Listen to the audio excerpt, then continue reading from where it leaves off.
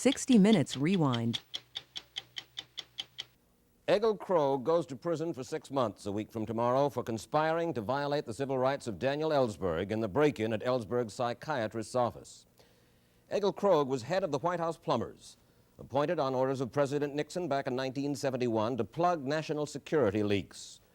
Yesterday, Egil Krogh, his wife Sue, and their 2 sons came to the 60 Minutes studio for his first television interview after months of silence enforced by the courts and by White House orders not to discuss issues involving the national security.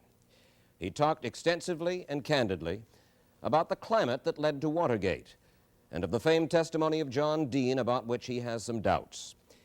He talked about the White House staff's fear of contradicting Haldeman and Ehrlichman. He said administration policy was sometimes made out of bitterness and that too often too much personal animosity was directed at the press, young people, and members of the Congress. And he said that the Nixon administration came to feel that their political enemies were enemies of the United States. He began by talking about the break-in at the office of Daniel Ellsberg's psychiatrist. What took place in 1971 in the Dr. Fielding break-in deserved to be exposed. The individuals, and me primarily, as I was responsible for the unit, it needed to be indicted, convicted, and sentenced. And I think the basic reason for that is it really makes clear what kind of conduct is unacceptable in this country. Now, the critical thing is, was there not conversation between you and David Young and John Ehrlichman about this whole operation prior to the actual break-in on Ellsberg's psychiatrist's office? Mr. Wallace, that does get into specific matters that are under investigation right now. I have pleaded guilty to a crime in which I was directly involved and for which I feel directly responsible. To say any more now in terms of who said what to whom at what point, to me would be a grave disservice, not only to the defendants that are under indictment, but it would, I think, be untrue to what I must do with the prosecutors, both in Washington, D.C. and in California. So I would like to go further, Mr. Wallace, but I don't think I should at this point. There's an article in the New York Times this morning. It says, counsel limits Krogh's denial of Nixon role only to 71 theft. And it goes on to say, it's an Anthony Ripley piece out of Washington. The clearing of President Nixon's name by Egil Krogh, Jr. yesterday applies only to the 1971 burglary of Dr. Daniel Ellsberg's former psychiatrist, Mr. Krogh's lawyer, said today. What is that? What's that all about? Well, I hope there's no implication from that story that I know of anything else which might implicate the president. I do not. Now, when you woke up the day after or a couple of days after the Watergate business, and you heard that Hunt and Liddy had been involved in Watergate, and you knew Hunt and Liddy had been involved in the botch of the Ellsberg job. Isn't it? Hunt and Liddy, Watergate, Hunt and Liddy, Ellsberg. Didn't something snap in your mind and say, golly?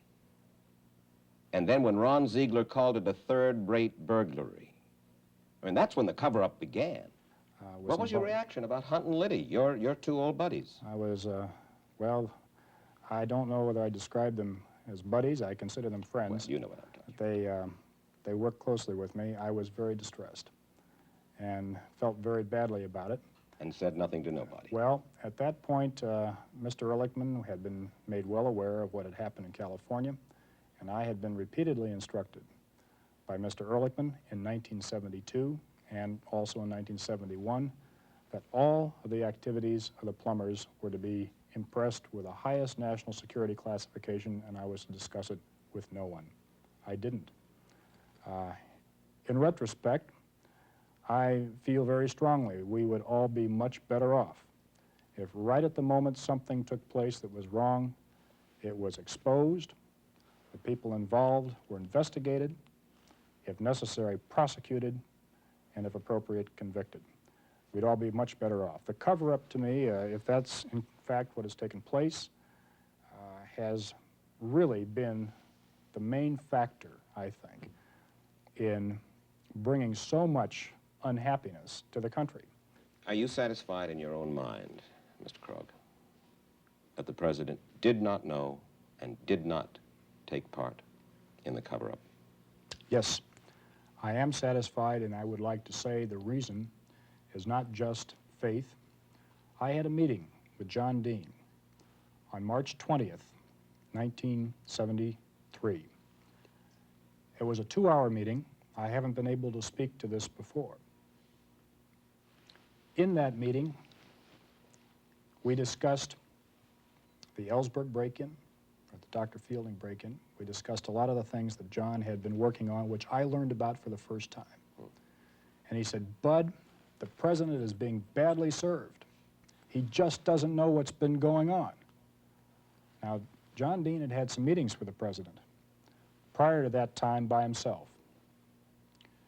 And I told John that I felt he had an obligation to tell him everything.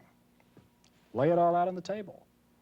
Don't keep it inside if it's dangerous material or if he should know it.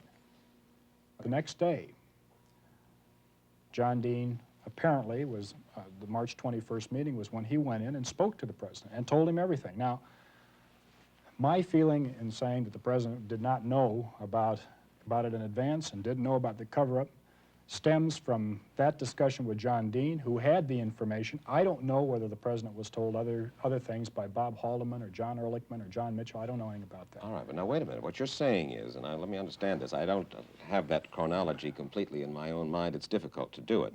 On March 21st, the president says that was the first time that he really learned of all of this information from John Dean.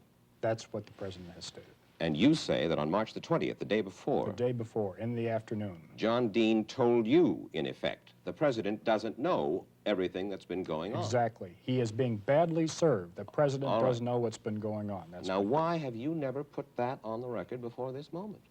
Well, I have put that on the record with my attorney.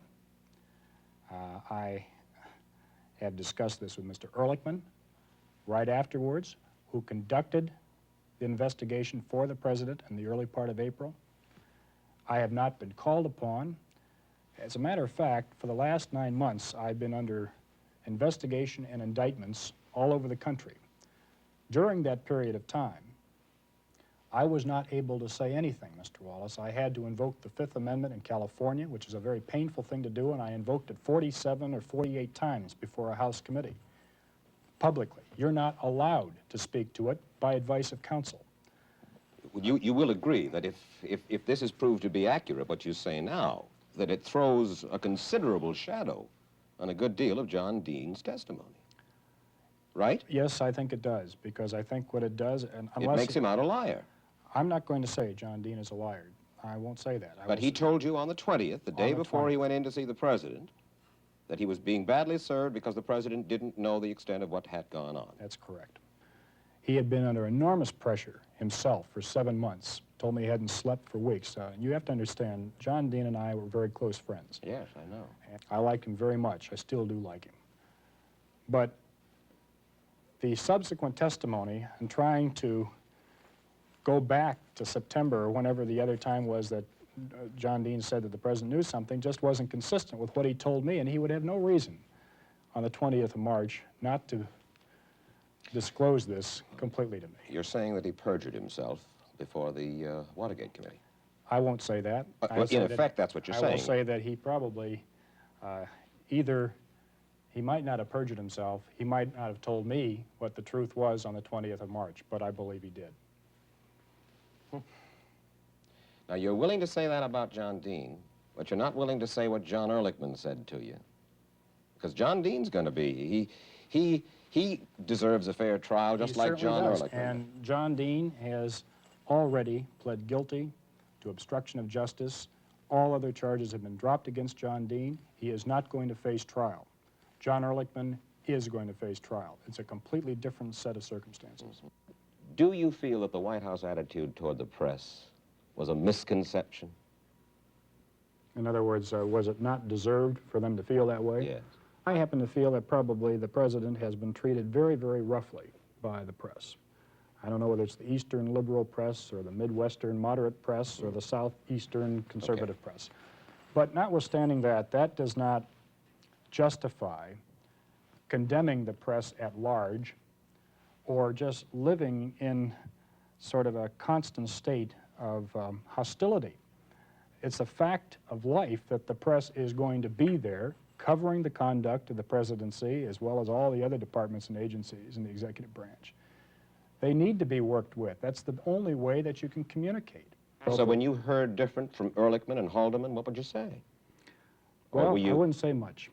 You wouldn't say much because you didn't say much around, one didn't say much around to contradict those two gentlemen. I think that's an accurate statement. Did the Nixon White House not breed a certain sense of power, of arrogance, of fear? Call it what you will. I think at times I wasn't aware of the power that apparently I was able to exercise. I think a lot of it was not arrogance of power, but ignorance of the power that you apparently had. You shouldn't make policy out of bitterness. You shouldn't make policy because you're angry at individuals or groups, whether it's the press or certain people in the Congress or young people or people that have problems. Is that the way that policy was made? At times I will say that affected the way policy was made. That's the way politics has been in this country in many respects. You try to get groups that have feelings, passionate feelings, mold them together and fight the opposition. But I think there's been almost too much personal fighting, too much bitterness, too much reaction. The story will continue after this. Well, what form did this paranoia in the White House, this fear, this distrust in the White House, what form did it take? Well, it's very hard for me to say specifically what it was. There was an attitude perhaps that was created by some discussions among staff people that demonstrators and others were just out to sink the president, were out to destroy his policies, a feeling of us versus them. Who came to believe that? Did you believe that? No, I didn't believe that. Haldeman? I don't know. Oh. I would say that I was very unhappy when Bob Haldeman used the technical term for treason to discuss or to describe a comment. I don't know who made it, Senator McGovern or somebody else had made about the president's policy, say that was aiding and abetting the enemy. I mean, that's too strong language to describe political opposition to a person's policy. I forget who it was who said that the White House began to feel that political enemies were enemies of the state. I think that's true. I think at times that and I think that's what happened in the Ellsberg case specifically, which is what has given me such a sense of deep unhappiness, was that while there was an effect, I assume, on the national security, which we talked about earlier, he cannot be considered an enemy of the state as such. He has a different point of view with respect to the war. I'm sure a different point of view with respect to practically everything that the president is doing, but that is no justification to say that therefore he is an enemy of the United States. I mean, the system will tolerate, I think, uniform opposition to what the president stands for in every specific area, but he's still not an enemy of the country. But he was so regarded by the White House. I think that he was considered an enemy of the state, and the word traitor was used. And who was responsible for the climate? Richard Nixon. Again, the climate is set by the top man. All of the things that you're talking about happened under Richard Nixon as president. Well, Mr. Wallace, I'm not going to say that he should not be held responsible for bad management, poor selection of people for certain jobs. I should never have been appointed to the Plumbers. I wasn't experienced enough to handle that job. You served 6 months in prison now. Yes, sir, beginning February 4th, a week from this Monday. What have you told the children about all of this? Well, Matthew is 4 years old, So and you until don't. yesterday I thought everything was going right over his head. But he and I came home from school, and there on the dining room table was a copy of the Christian Science Monitor with a picture of Bud on the front. And And Matthew said to me, "Oh, there's Daddy." And I said, "Yes." And he said, "Was he in jail in that picture?" And I said, "Well, no." And he said, "Well, he used to be in jail." And I said, "Well, no, Matthew, he wasn't." And he said, "Yes, Mom, you're wrong, he was." So apparently he's been hearing something. And even now, we're not quite sure how we'll handle Matthew, what we'll say to him. Now, Peter is how Peter old? is 8, and there have been a few isolated instances of meanness on the part of other children. However, for the most part, the parents of the children in his class have said to their children, "Now, Peter Krogh is your friend, and if anyone says anything bad to him, you are to stand up for him." And I should say here that he comes from the only Republican family in his class, and he's had good friends who stood up for him all along, and he has taken the whole thing very, very well. I called him after the sentence on Thursday, and he knew that the possible sentence was 10 years in prison. And he was waiting for the call, and I said, "Guess what?" And he said, "What?" I said, "It's only 6 months. Isn't that great?" And he said, "Gee," he said, that's only a half a year." And I said, "That's right. Isn't that terrific?" And he said, "Yeah, gee, that's good." And I just felt that rather than having lived under this terrible burden that I'm going to be gone the whole time, that he feels that it's a short period of time that he can do something useful while I'm away. And I've had a great partner in this all the way through. I don't think we could have made it. I could have made it without Sue.